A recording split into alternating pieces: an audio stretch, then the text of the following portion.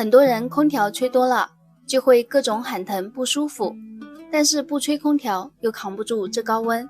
如果你也有这样的烦恼，没关系，今天教你个好方法，每天早上吃2片紫苏泡姜，让你轻轻松松不再难受。老话常说冬吃萝卜夏吃姜，但是生姜怎么吃也是有讲究的，并不是多吃生姜就好，吃法才是最重要的。夏天的紫姜搭配紫苏，经过泡制后食用，这种做法就特别适合夏天。现在这个时候，农村的紫苏随处可见，把新鲜的紫苏叶采摘回家，先用淡盐水浸泡10分钟，再用清水反复清洗干净，捞出放入沥水篮中沥干水分备用。新鲜的紫姜清洗干净后，也放入沥篮中晾干水分备用。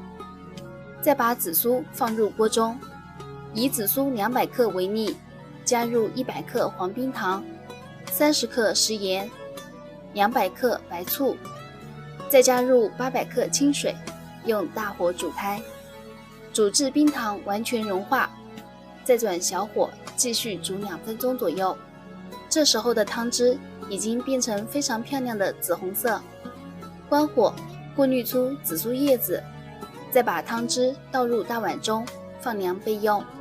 接下来把晾干水分的紫姜切成薄片，尽量切得薄一些，这样口感会更好。全部切好后，再准备一个无油无水的密封罐子，把姜片装入罐中。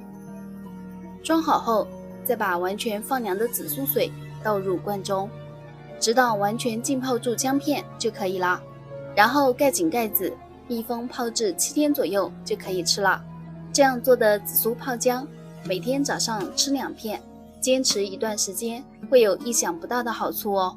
尤其是夏天怕热，冬天又怕冷的女性朋友们，都可以多吃，口感酸甜脆爽，夏天吃还很开胃呢。有需要的朋友们赶紧收藏起来，你也试试吧。